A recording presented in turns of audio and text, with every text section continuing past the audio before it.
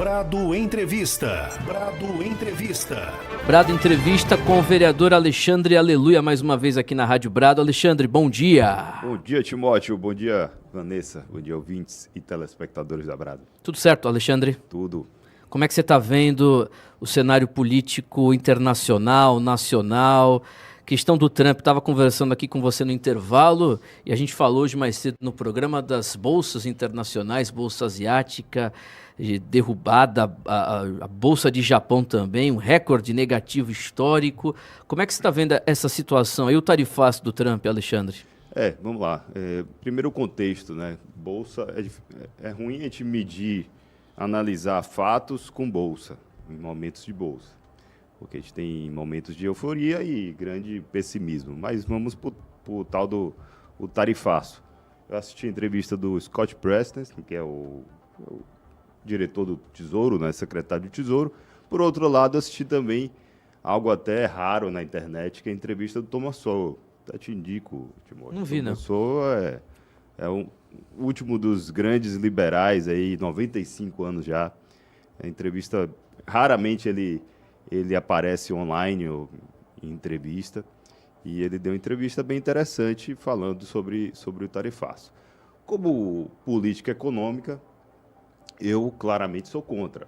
Para mim não é algo contraproducente, contra a prosperidade, você impor tarifas no comércio. E tem aí, Bastiat já falava isso, o próprio Milton Friedman falava isso. A gente acredita, né? Nós que acreditamos na liberdade econômica, acreditamos que quanto menos tarifas e mais especialização dos países, melhor. Ou seja, se os Estados Unidos são bons em AI, em tech, em petróleo no Texas, ou seja, no que é bom, eles têm que se especializar. O Chile é bom em quê? Cobre, salmão e vinho. Então pronto, o Chile, não adianta o Chile colocar tarifa sobre café, por exemplo. Eles não produzem café. Então, eles têm que comprar barato mesmo e produzir o deles barato. Isso é o modelo ideal, perfeito da teoria econômica. Mas no mundo real, as tarifas são mecanismos de poder, é o que chama soft power. Então, para isso, sim, eu acho interessante o que Trump fez. Em que pese ele tenha feito em vários países ao mesmo tempo. A entrevista do Scott Preston e do Thomas Sowell, você fica na dúvida. Foi política econômica ou foi chamar para negociar país a país? Se foi para fazer isso, ótimo. Até porque o conservador acredita nisso. Acredita nas relações bilaterais, em vez das relações supranacionais. E Trump está investindo nisso. Se foi isso, ok. A gente concorda. Mas até agora, inclusive para o mercado, para quem está dando opinião, está tudo muito dúbio. O Fernando Ulrich, que é brasileiro, ele faz algumas análises também interessantes, ele falou isso, está dúbio, não sei se é política econômica ou se é chamada para negociar. As pessoas estão com dúvida. Na minha visão é o seguinte, se for política econômica, é ruim, é desastre. Se for utilização de poder para negociar e, inclusive, baixar tarifas de outros países, é interessantíssimo. Então, acho que está recente ainda para a gente saber o que é.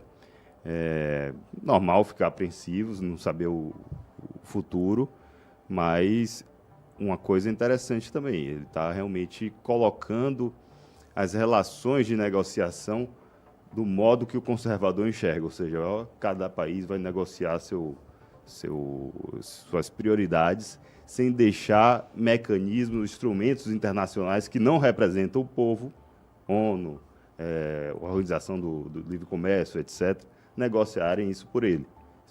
Isso aí está bem claro e é o que a gente acredita, é o que nós conservadores acreditamos. Eu concordo totalmente. Eu acho que é para chamar mesmo na mesa. Taiwan mesmo já emitiu, não sei se você viu, um posicionamento dizendo que pode acordar com os Estados Unidos um programa de isenção de tarifas. Exatamente, pode ser. E se foi isso, o resultado foi esse, deu certo. Exatamente. A utilização do poder. O ideólogo, né, o teórico, tende a enxergar o mundo apenas sob o prisma da teoria. Ele nunca vai conseguir enxergar o resultado prático de uma de uma política de isenção de tarifas resultada de um tarifaço. Exatamente. Ele não consegue enxergar isso, não consegue chegar a esse resultado prático. Isso é utilização do soft power. Tem um livro chamado Da Guerra, que fala o seguinte: a guerra em si, né, física, é uma extensão da política. Enquanto não chega na guerra física, tem 1000 mecanismos de poder que podem ser utilizados, inclusive a tarifa. Então, se foi isso, interessantíssimo, e Trump chegou, eu acho que num resultado prático sensacional, que não teria chegado se não tivesse colocado, como a gente diz aqui, o pau na mesa, né? Então... Tomara que estejamos corretos aqui, ô Alexandre, aleluia. São 9h44. Alexandre, o Caiado teve sexta-feira aqui em Salvador, lançando a sua pré-candidatura a presidente, né? E a gente viu, inclusive o Lohan falou no programa da noite, da atuação, a gente não comentou, né, Vanessa? A atuação enérgica do prefeito, eu gostei. O prefeito foi lá, resolveu, estavam barrando a imprensa, depois eu descobri o que era. Ele estava querendo... comentou nos bastidores porque já tinha acabado o programa. E foi lá o Bruno, aquela coisa toda, mas assim, eu achei a candidatura, o lançamento do Caiado, assim, muito fraco. Estou falando do ponto de vista do evento em si, mas o nome dele, a imprensa, o peso dele, das declarações dele também, muito isentão. O que você achou desse lançamento da pré-candidatura do Caiado aqui em Salvador, Alexandre? Eu acho que ainda o cenário eleitoral ainda está morno em si, né? Então, mas Caiado é um grande nome, tem muita história na política. Ele representa talvez o Brasil profundo ali, propriedade privada, ele é muito ligado à questão da propriedade privada, já foi candidato a presidente, né, em 89, inclusive com essa bandeira bem clara. Eu acho que é uma lacuna que o brasileiro pode sim no futuro pegar, né, se abraçar. Mas até agora são vários nomes e é difícil a gente fazer uma previsão mais concreta, sem saber, inclusive, os players que estarão. Agora, Caiado é um grande político brasileiro e deve ser valorizado. Agora, analisar o evento em si é difícil, não sei. Eu acho que ele devia ter lançado aqui em outro lugar, né, em Salvador. Ô, Alexandre, e o Marabá teve aqui semana passada, o prefeito de Luiz Eduardo, e ele deu entrevista aqui e falou em outros veículos também. Talvez assim, a gente falando aqui, eu acredito que... não estou criticando o Caiado. Eu estou falando aqui de qualquer um que comece uma jornada agora. Eu acho que talvez seja um momento de ter mais povo e menos política. É outro P que precisa. Muita política agora, eu acho que não ajuda tanto. Até porque ele estava no evento lá do Bolsonaro domingo também. Eu acho que é mais... eu acho que precisa ser mais povo, né? Uma ligação mais direta. Até a internet talvez ajude isso, né? Mas a política agora eu não vejo que fará tanta diferença lá na frente. Perfeito.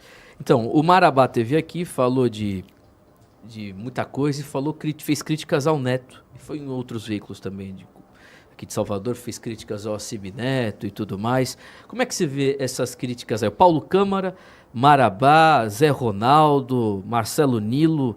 Agora não sei se eu estou esquecendo de mais algum outro cara da oposição que fez críticas aí. Acho que críticas construtivas ao Assemineto, né? O que você acha disso? Tirando a questão do Marabá, que não foi construtiva, porque eu não vi muita ponte de volta, né? Já foi um abraço, né? Já foi um tchau. Um tchau.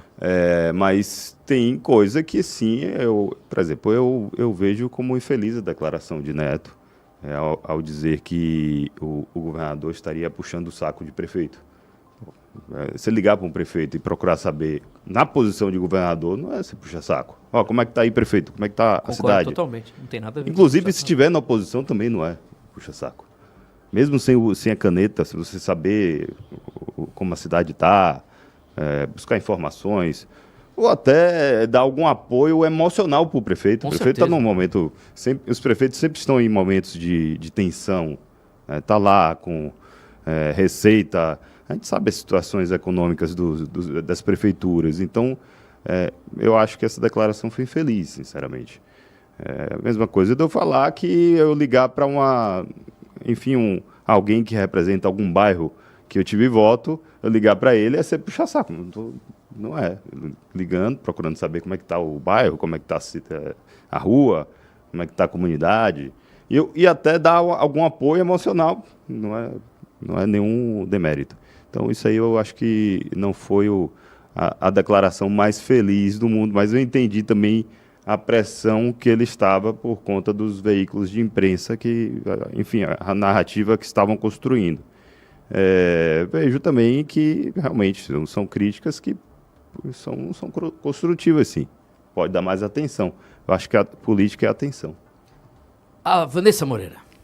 Aleluia, é um prazer ter você aqui com a gente. Eu vou voltar aqui para um assunto municipal, mas certo. De uma pauta aí que sempre foi levantada por você, que é a questão dos motoboys, né? O pessoal que tem aí esse trabalho, essa categoria independente, entregadores, enfim. Recentemente a gente está tendo uma crise e teve uma crise que alavancou até uma greve aí deles, enfim. E a imprensa mostrou uma aproximação dessa classe com o PSOL. A gente comentou aqui o quanto isso é preocupante, porque são pessoas que simplesmente não ignoram, né, a questão da liberdade econômica como principal player, e o PSOL ele já vai para um outro extremo, que é tentar até tornar essa classe uma classe escrava do ponto de vista econômico, sendo que CLT, né, escravizar via CLT essa classe. Como é que você está enxergando tudo isso? Você está ainda à frente, em contato aí com esses mobilizadores? Como está funcionando esse tema, que foi um tema muito forte aí na sua campanha, pré-campanha para essa reeleição? Aqui, inclusive, eu faço uma crítica à prefeitura. Eu tenho uma relação muito forte com os motociclistas por aplicativo, mas, não sei, por uma questão política, não me deram muita atenção em relação a esse ponto. O resultado é o que a gente está colhendo hoje. Eles estão realmente tendo infiltração hoje na categoria do PSOL e do PCdoB. E eles não querem CLT, não. O que eles querem é que eles paguem lá uma contribuição sindical, construir um sindicatozinho, se está CLT, se está... Isso aí é um detalhe de narrativa e de discurso. Mas, exatamente, essa não atenção da prefeitura em relação aos motociclistas está deixando-os na mão do PCdoB e do PSOL. Então, o culpado é a prefeitura. Isso aí é muito claro. Eu tenho um projeto aprovado de regularização, não digo nem regulamentação, que a palavra não é essa, melhor, legalização dos motociclistas, que foi deixado de lado. Tem um projeto de anistia das multas por transporte irregular do tempo que fizeram blitz atrás de blitz, e que existia realmente uma dúvida acerca da legalidade, exatamente por hoje não termos mais dúvidas sobre a legalidade. Eu entrei com um projeto de anistia dos tributos, das multas. Está tramitando também, não tem atenção. Então, muita gente que está insatisfeita, Timóteo, sabe por quê? É porque na hora que foi renovar a placa, viu lá a multa de R$2.000. Aí não tem como. Isso aí ninguém comenta. É bizarro, né? E aí, o que está acontecendo? Realmente essas pessoas, né, que estão sem saber para onde ir, estão ali com alguns discursos fáceis de gente do PSOL e do PCdoB, e estão sendo levados exatamente pela prefeitura, deixá-los à margem. Então, é um resultado prático. Se eles tivessem sido abraçados, e eu me dispus várias vezes, me coloquei como representante, e eu me considero ainda representante, eles me mandam mensagem todo dia aqui, falando dessas questões, mas eu vejo que está como uma panela de pressão. Eles estão chateados por vários motivos, e aí uma briga ali com um agente da Transalvador desencadeia numa manifestação bem maior. Mas não digo que a culpa ali daquela questão com o agente da Transalvador. É algo que está se enraizando na categoria. E eu falo aqui, eu estou vivendo, até se alguém da prefeitura estiver me assistindo, me coloco à disposição para conversar com eles. Agora, não adianta, sem nada e sem a prefeitura me ter como representante. Eu não consigo fazer essa ponte. Eu não vou ficar como a rainha da Inglaterra nessa história. Mas as coisas estão na mesa, as propostas estão tão elaboradas. Para mim, a prefeitura tem que apoiar uma anistia daquelas multas. Isso é o primeiro passo que tem que ser feito, né? E eu estou à disposição para conversar. É uma classe muito importante que movimenta o comércio aqui, né? Sim. Aleluia. E a minha preocupação, eu sei que a reivindicação deles inicial é por liberdade, né? Imagina, mas daqui a pouco vai ser possível. Imagina os 20 mil, 25 mil que sejam, né, estimados, na mão ou muito influenciados pelo PSOL e PCdoB em tempos eleitorais. Pois é. A gente imagina o que pode acontecer. Então, aqui estou dando o recado, estou dando um alerta para a prefeitura para saber disso. Imagina isso aí, né, sendo direcionados pelo PSOL em tempo eleitoral, o que pode acontecer na cidade. Prejuízo gigantesco político, eleitoral e para a população de Salvador. E para a população. Principalmente. E para a categoria também. E para eles. Que estará sendo usada para, no final das contas, cobrar a tal da contribuiçãozinha. Vocês vão pagar uma taxinha lá para alguém enriquecer, que não vai ser vocês. Perfeito, Alexandre. 9h55, a gente está conversando aqui com o vereador de Salvador do PL, o Alexandre Aleluia. Vanessa Moreira, tem algum comentário? Quer fazer outra pergunta? Eu quero perguntar para o Aleluia o que ele acha exatamente aí nesse aspecto. O que é que precisa, né? O que é que você acha que precisa aí para o ACM Neto deslanchar, né? Assim, eu acho que o ACM Neto, ou quem quer que, o ACM Neto, ou quem quer que seja, precisa cristalizar como um modelo contra ou anti o modelo Lula. Não dá para ser nem A nem B nessa eleição. Tem que mostrar ao eleitor que, Jerônimo é Lula, está de um lado, e nós somos um lado diferente. Liberdade econômica, propriedade privada, respeito às pessoas, aos indivíduos, às comunidades, à segurança pública. Então, a gente é diferente. Eu acho que se isso for mostrado claramente, que Lula está em um campo político completamente oposto ao nosso, o candidato majoritário tem muita chance. É isso aí. E você vai para estadual ou federal, Alexandre Aleluia? Timóteo, por enquanto, escutando os amigos, os eleitores. Mas existe uma probabilidade de 80% para um ou para outro? Você não pode falar nada. Para um ou para outro, não. Mas existe uma probabilidade grande de ser candidato na próxima eleição. Senador também, né? Qualquer coisa. Governador? Rapaz. Suspense. Alexandre não fala, rapaz. A gente quer tirar do cidadão para falar candidato a federal, estadual, participativamente senador. Das eleições de 26, com certeza. Não tenha dúvida disso. São 9h59. Queria agradecer a Alexandre Aleluia pela participação aqui em entrevista no Brado Jornal. Alexandre, parabéns pelo trabalho. E eu só queria encerrar contigo dos projetos. O que você tem para... Você veio aqui há uns 2 meses atrás, acho que antes do Carnaval você veio. Você falou de alguns projetos. Queria que você tratasse sobre... O que você tem lá no seu gabinete? Eu tenho pensado muito, Timóteo, sobre a questão imobiliária de Salvador. A gente vai ter provavelmente o PDDU, né, o plano diretor, que é feito a cada 8 anos, né, nos próximos meses. E eu penso o seguinte, eu acho que nós temos que pensar no modelo, né, na modelagem imobiliária com maior capacidade construtiva e um custo de imobiliário menor. Fachada ativa, começar a pensar em conceitos de fachada ativa, que é ter lojas ali, o prédio poder utilizar, né, sua fachada. Isso é utilização já mundial, e Salvador a gente vê recuos gigantescos, apartamentos caros, né, ou longe. A cidade tem que ser, de certa forma, adensada e o custo construtivo diminuído. Pensar até, se for o caso, em zonas de gabarito livre. Eu tenho um discurso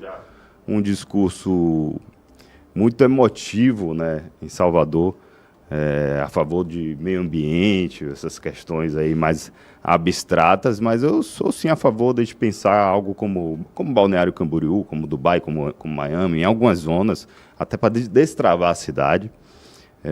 Eu penso nisso, né, nessas questões. Eu acredito, por exemplo, eu dei entrada num projeto agora para juntar o Visa, né, o Golden Visa brasileiro, que agora tem. Se a pessoa comprar um imóvel de R$700 mil no Nordeste, ela tem direito a um estrangeiro com dinheiro tem direito a um Golden Visa. Nem sabia disso, é verdade? É verdade. Eu sabia dos Estados Unidos, que tinha lá o de 20 milhões de dólares. É bem recente, é bem recente. Então, eu sou a favor de poder dar IPTU, isenção de IPTU, 5 anos, 10 anos, enfim. Olha, Salvador, eu digo, qualquer lugar do mundo hoje é soberano, a soberania é algo que não tem como esconder. A pessoa mora em qualquer lugar, trabalha em qualquer lugar, compra em qualquer lugar, vive em qualquer lugar, envelhece em qualquer lugar. Então, se a cidade não se tornar atrativa em torno de segurança, de serviço público, de impostos, Salvador vai se esvaziar. A tendência será se esvaziar. Então, eu tenho pensado em projetos nessa linha que tornem Salvador mais atrativo para as pessoas. Alexandre, valeu. Um abraço para você. Muito obrigado aí pela participação. Valeu, um abraço. Obrigado, Vanessa. Obrigado, Timóteo. Um abraço a todos os ouvintes aí da Brado Rádio. Ô rapaz, que é isso, não sai agora não. Antes, deixa o seu likeinho, deixa a sua inscrição. Aproveita e já nos segue também, viu? @Brado Rádio. Se você não seguir e não deixar o likeinho, certamente você é um esquerdista, viu? Um petista, viu? Um cheiro mole, viu, meu irmão? Então saia pra lá. Mas se você for de direita, for conservador, já nos segue, viu? @Brado Rádio. Aproveita e deixa o likeinho também, viu? Valeu, meu irmão. Forte abraço e até a próxima.